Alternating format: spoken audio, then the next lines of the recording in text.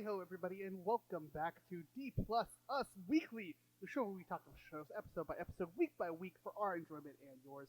I'm one of your hosts, Griffith, and now Griffey D-Pad, and with me as always is the wonderful, the amazing Mr. Mitch George. How are you doing?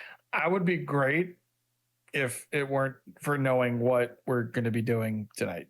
That isn't this, but the other thing that I don't look forward to doing. Yes, see, we're recording multiple episodes tonight, folks, because we haven't actually sat down and recorded, I think, since like the ending of Daredevil. May? It's been a minute. We've been busy, things have been happening, but episodes we've been still trying to get out as much as possible. Of course, we are here today. We are talking more about shows. I say episode by episode, but really, this is 3 episodes we're talking about today. We're talking today about, Mitch, Ironheart. Ironheart. We'll just call it Ironheart Part 1. Like, totally haven't been waiting for the show for forever at this point. This was announced like way back. Where was this? Oh, this was like one of the first Marvel shows announced. This was one of the first Disney Plus announcements. Yeah. This show, man, this show is so fantastic and wonderful, and I cannot wait. I didn't know what to expect coming into this show, and I really enjoyed those first 3 episodes. So I'm excited to see where it finishes this week.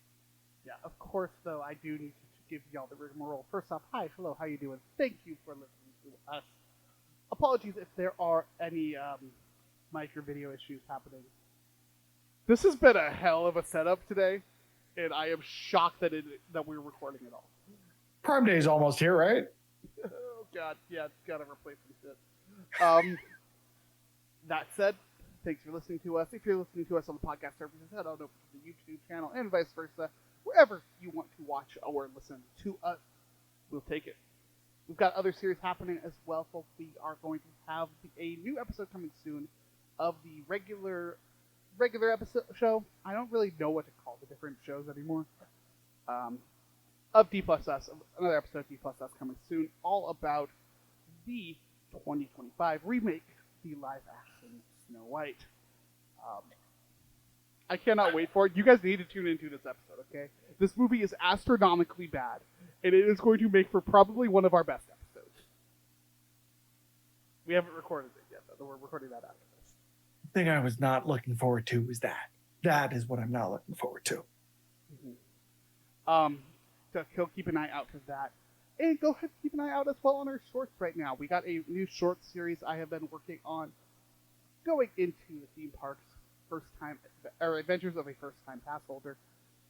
It's funny, you think with the amount that I've said and the number of those I've recorded, I would actually start getting the name right. Again, it's a bit of a lengthy name. Like, we could probably workshop that name and get it down to maybe like 4 words. It was the goal was lengthy. The goal part of the bit for that is it's a lengthy short series. It's true. The name of the podcast is super short, so have the name of your series be super long. Well, also, here's I the like thing. that This is juxtaposition. a little peek behind the curtain for y'all. YouTube Shorts have a maximum length of 3 minutes. TikTok is like 7 minutes. Yeah. Learned that the hard way. Also, licensing, very different between TikTok and YouTube. It's been a fun adventure figuring out how to make content for both of those platforms. That said, let's go ahead and that's all the rigmarole. Go ahead and check those out. Since this is technically going to be coming up in June, hey, happy Pride, folks! Y'all are awesome and wonderful and amazing, and we love our LGBTQ plus fam. Y'all are the best. Yeah, it kind of sucks that we kind of skipped this entire month. Yeah, you know what? Had more plans. Life happened. You're telling me. I don't think I have a free weekend now until like the middle of August. I don't know if they have anywhere listed. One of the things I want to talk about is the licensed music in this show, because goddamn, it's good. It's real good. Yeah, the soundtrack here is banging. If you can find me a list, Mitch, I will be very appreciative. I got you. Anyways, folks, we're talking today about Ironheart. I had my notes up, but then I used them to talk about to look for music. Anyways, releasing officially the first 3 episodes June 24th. Episode 1, Take Me Home, Episode 2, Will the Real Natalie Please Stand Up? And Episode 3, We Endanger Girl, all directed by Sam Bailey. Sam Bailey. Trying to bring some stuff up here. Not really known for a ton of stuff. Looks like it's directed a bunch of other episodes of some other great shows. Seeing directing on Grownish as well as Dear White People. But worth noting, with this taking place in Chicago, Sam Bailey is a Chicago resident. Also one of the co-executive producers on the show, alongside familiar folks like Kevin Feige and Ryan Coogler. So definitely brings a nice, fresh perspective to the MCU. That those guys are stalwarts at this point. So it's nice to get some fresh faces in here, bring some new ideas, some fresh perspectives to these characters. What I think is very interesting as well is that they split this up very much half and half, where Sam Bailey, she directs the first 3 episodes, and the next 3 episodes are going to be directed by someone entirely different, which we will talk about when we get to that. Talking about all of those, as far as, we mentioned the executive producers, but as well some of the cast. Of course, Dominique Thorne coming back as Riri Williams. God, I love her. She's just fantastic. What's crazy about that is this show was announced in 2020. She was cast for this show before they put the character into Wakanda Forever. So this character's been baking for a while, and I'm really glad that we're finally getting to see her star. Don't forget that she showed up in What If before she showed up in her own show. Yeah, she did. Other actors, I'm just going to run through the entire cast list here. Lyric Ross as Natalie absolutely steals the show for me. 1,000%. We'll get to it, but yeah, keep going. Manny Montana as John. Matthew Alam as Xavier Washington. Angie White as Ronnie, Riri's mother. Eric Andre in a couple of these episodes as Stuart. So good. AKA Rampage. And then we got Sonia Dennis playing Clown, the pyrotechnics of the gang. Chad Lee as Slug, the hacker of the gang. One of my favorite characters so far. Such a great performance so far. Zoe Caracas and Shakira Barrera as the Blood siblings. Anthony Ramos as Parker Robbins, aka the Hood. So good. I love this man so much. I will watch anything Anthony Ramos is in. Did you watch Transformers: Rise of the Beasts? I did, and I liked that movie more than the other. It's not bad, honestly. After some, we could talk about Transformers all day. We're not going to, but after some of the stinkers we had, he kind of brought. Look, here's the thing: is that it's I liked it as a Transformers movie, but that's also a really low bar. But did you see that did you see that the director of Transformers 1 is doing a live-action Transformers movie? I did not. That'll be interesting. Hope. There's hope. I mean, Bumblebee was really good. The first Transformers that Michael Bay did was a spectacle in a good way. And then the rest of the movies kind of happened. And then Mark Wahlberg was in them at some point. I wish I could forget that. Anyways, one final cast member here for you, Alden Ehrenreich as Joe McGillicuddy, which is actually an alias that we are going to spoil. No. That is a very real name. That nobody ever believed was a real name. I actually called this too from the jump. Oh yeah, I mean we both did, right? This is Zeke Stain. This is Ezekiel Stain. I don't feel bad spoiling it for you because how could you, for any instance, believe that Joe McGillicuddy was a real name? Also, full spoilers at this point for these episodes and anything else that might do anything comics related. It could be tangentially related to anything related to the Marvel Comics universe. Right. Thank you. Forgot to do spoilers.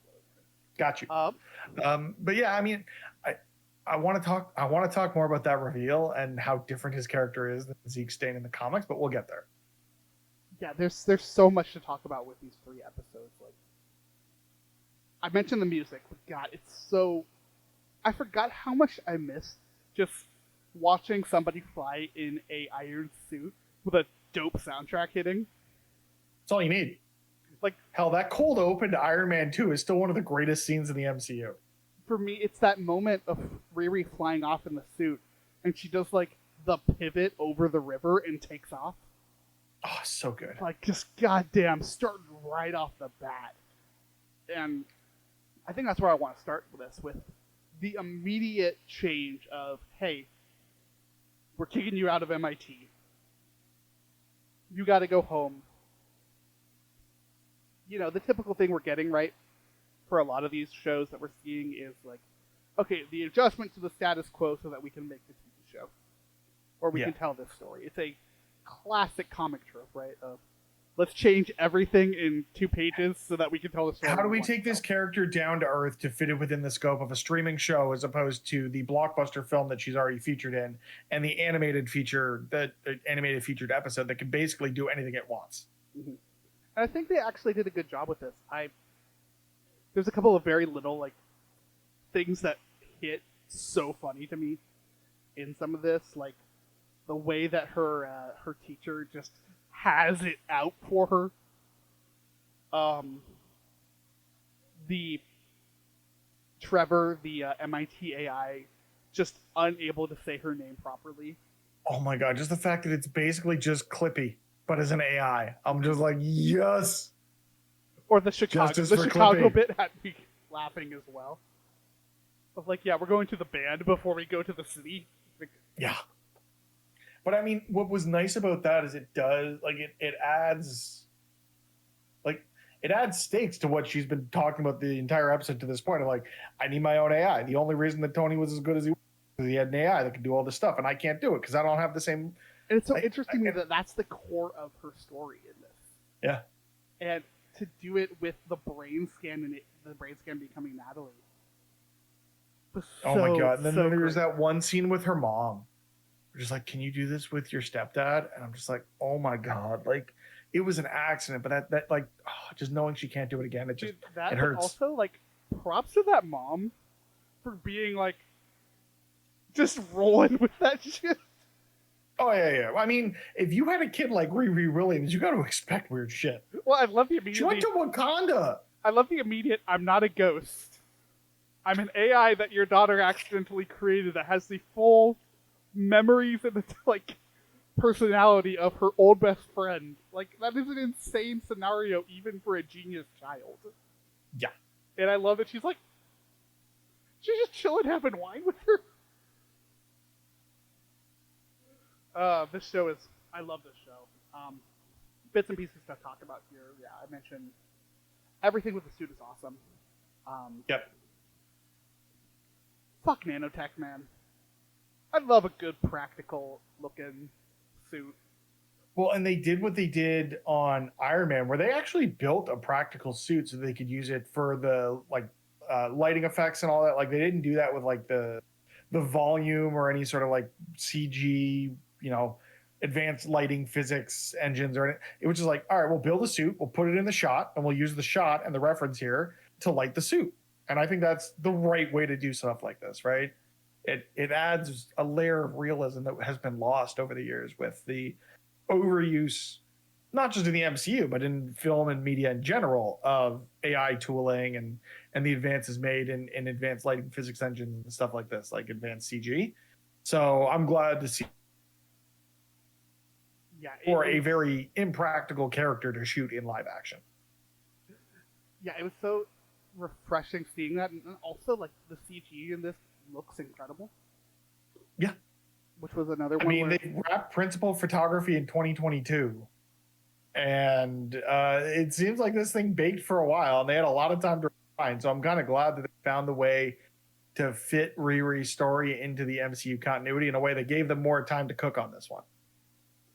At least thus far in these first 3 episodes. Yeah, I think these 3 episodes do a great job of establishing the character in the situation, putting her in giving her to us in such a way that instantly I love her, and setting up this frankly awesome situation with the Hood.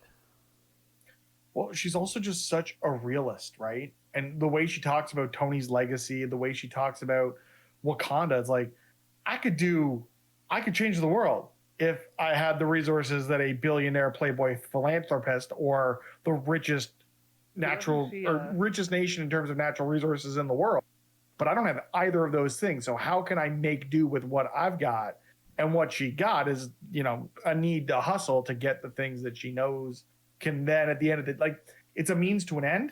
And I do hope that by the end of this show, she realizes it's not just about finding a means to an end, like getting to that end goal of suits that can save people and EMTs, first responders, being able to use these to save more people. But it is, okay, I got to do this the right way, not the quick way. I mean, it's the I always bring it back to the meme that we just created out of the original Iron Man. But it is Tony Stark built this in a cave with a box of scraps, right? Like, yeah, like she genuinely. She's got to go through that same journey, right? I love that she is paired with Ezekiel Stane for all of this because she sounds so much like Obadiah. Yeah, and the way she's acting, and the way she's treating. That's why I love the character of Joe, and I'm not going to call him Zeke. I'm just going to call him Joe. I'm going to call him Zeke just because I like it. I love that he is so. I mean, I don't want to skip ahead too much, but like he is so not his father. But you can see the cracks starting to form by the end of these 3 episodes. It's like, oh, maybe I am addicted to this shit the way my dad was. Uh-oh. I mean, like let's bounce around a little bit here. Like the ending of episode 3 very much sets that up, right? Like it takes him a lot closer to his comic book counterpart than the way this is set up. Because I love this here of like in the comic, Zeke Stane is basically trying to avenge his father. Here he wants nothing to do with his father, which I think is really cool. But at the same time, you start to draw the line, you start to make those connections. Well, I think he's gonna. I think the fact that he had Stane's ashes just chilling in the kitchen